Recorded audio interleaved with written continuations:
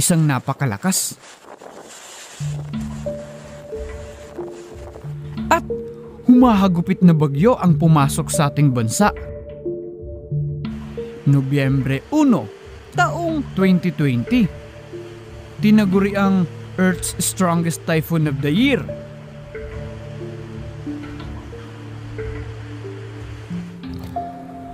O pinakamalakas na nabuong bagyo sa buong mundo sa taong 2020. At ito, ang Bagyong Rolly.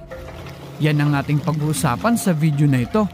Panoorin natin ang ilan sa mga aktual na kuha ng video at mga larawan at ang isang pangyayari sa pag-rescue ng isang chopper sa isang na-stranded na bangka sa dagat.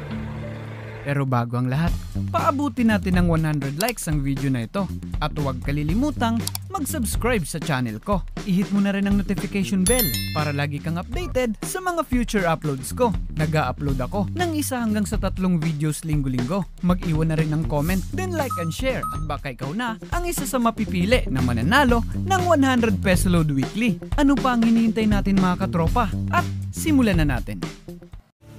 Naglabas na ng kautusan ang opisyal ng ating bansa na lumikas na ang libu-libong residente ng katimugang bahagi ng Main Luzon Island dahil sa paparating na Category 5 Super Typhoon at tatawagin itong Bagyong Rolly sa ating bansa. Ayon sa Pag-asa, tinatayang nasa 185 km/h ang lakas ng bagyo malapit sa gitna at may pabugso-bugsong hangin na papalo sa 230 km/h. May kukumpara natin mga katropa ang lakas ng hangin sa lakas ng ibinubugang engine ng isang papalipad na eroplano. Kung ating maaalala ay maihahalin tulad natin sa Bagyong Yolanda ang paparating na bagyo na kumitil ng libu-libong tao sa Leyte noong November 2013.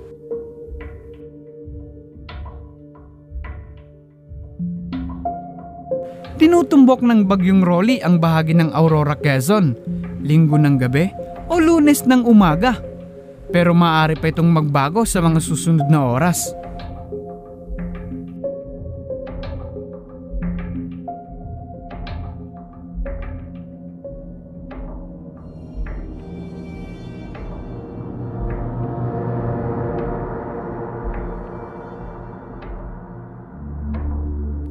Maging sa ilang parte ng Luzon ay nagkakaroon na ng panic buying. Sa halos lahat ng tindahan at mga mall. Ito ay isang paghahanda ng mga masasalantang residente upang makapag-imbak sila ng kagamitan at mga kaukulang pagkain pagkatapos ng bagyo. Marami na rin ang stranded na truck sa port ng Sorsogon at port ng Matnog sa kadahilan ng hindi na nagpapabiyahe sa dagat ang mga opisyal ng Coast Guard.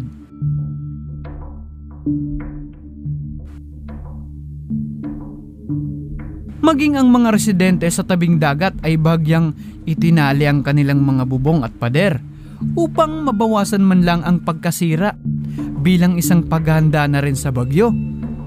Ipagdasal natin mga katropa na maging maayos ang ating mga kababayan pagkatapos ng bagyong ito. Narito ang ilang nasagap nating mga video at mga larawan. Bago at pagkatapos ng bagyo.